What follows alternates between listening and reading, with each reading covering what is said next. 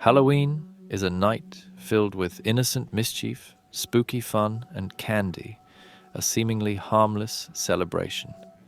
However, in 1974, what should have been a night of innocent trick-or-treating turned into a nightmare for one unsuspecting Texas family.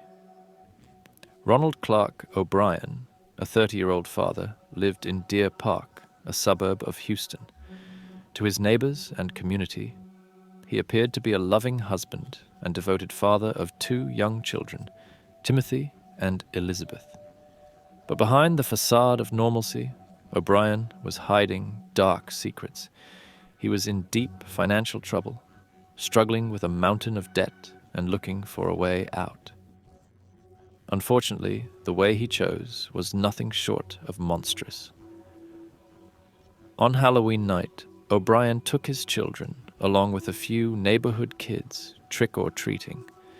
It was a typical, fun-filled evening with children running door to door, collecting as much candy as possible.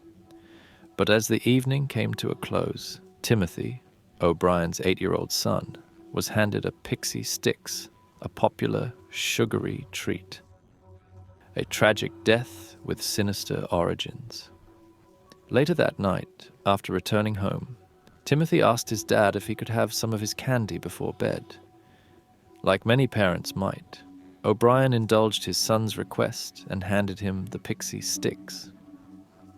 Within moments of eating the candy, Timothy began to complain of a bitter taste. He soon started vomiting violently, convulsing and writhing in pain. Panic quickly spread through the household as his condition worsened.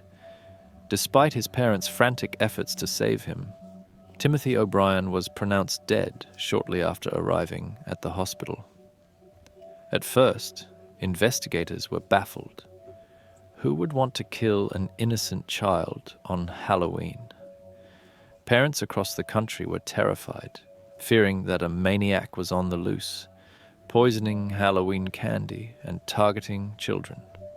The disturbing investigation unfolds.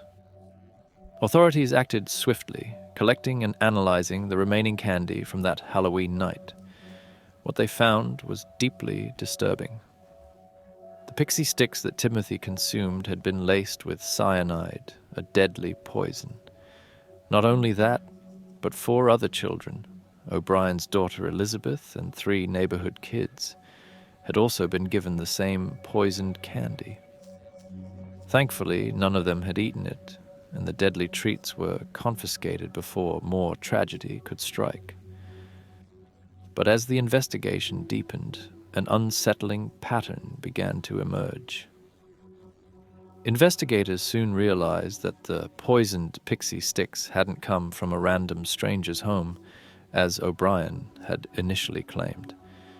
No one in the neighborhood could recall giving out the lethal candy. O'Brien's story quickly began to unravel. His behavior after his son's death was suspicious. He seemed strangely composed, even unemotional in the face of the tragedy. As police dug deeper into O'Brien's financial records, they uncovered the horrifying motive behind his son's murder. A father's deadly plot for financial gain. Ronald Clark O'Brien had recently taken out life insurance policies on both of his children, totaling over $60,000, equivalent to nearly $300,000 today. It was a staggering amount of money for someone in severe debt, and it became clear that O'Brien had planned to kill both Timothy and Elizabeth to collect the insurance payout. To cover his tracks, O'Brien had intentionally chosen Halloween as the night for his twisted plot, assuming that the chaos of trick-or-treating would provide the perfect smokescreen. By spreading the poisoned candy to other neighborhood children, he hoped to make Timothy's death look like part of a larger, random tragedy, a killer targeting unsuspecting kids. But O'Brien's plan was poorly executed. The cyanide was clumsily packed into the Pixie Stix, with the tops of the straws stapled shut, a detail that would prove damning in court. Investigators also discovered that O'Brien had visited multiple chemical supply stores, inquiring about purchasing cyanide in the months leading up to Halloween. Justice served for a horrific crime.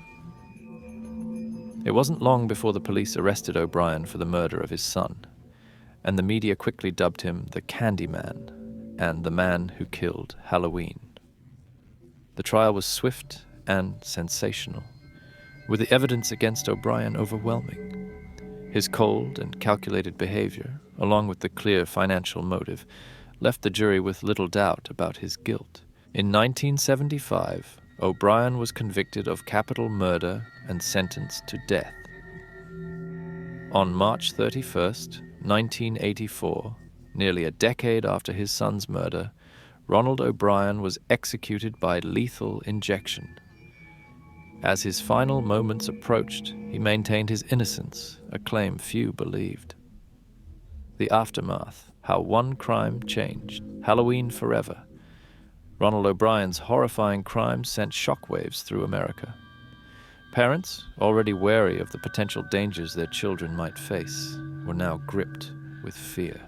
The idea that someone could poison candy handed out to trick-or-treaters was deeply unsettling, and it sparked widespread panic. In the years following the crime, urban legends about tainted Halloween candy began to spread like wildfire. Razor blades in apples, poisoned chocolates, and drug-laced candies became terrifying rumors that circulated among parents every Halloween season, even though there were no documented cases of such events ever happening. The unspeakable nature of O'Brien's crime had cemented a lasting paranoia that still exists to this day. Parents began to meticulously check their children's candy for signs of tampering, and hospitals even offered to X-ray Halloween treats to ensure they were safe. Communities across the country urged trick-or-treaters to visit only trusted homes, and many towns established safe events to prevent children from going door to door. The case of Ronald Clark O'Brien remains one of the most infamous true crimes in American history, not just because of the heinous nature of the crime itself, but because of the profound impact it had on an entire generation. What was supposed to be a night of fun and joy became a symbol of how easily trust can be shattered. O'Brien's actions tore apart his family and haunted the community of Deer Park for years. His surviving daughter, Elizabeth, had to grow up with the knowledge that her father had tried to murder her for money. And though O'Brien is long gone, his crime lives on as a grim reminder of how deeply human greed can twist someone's soul.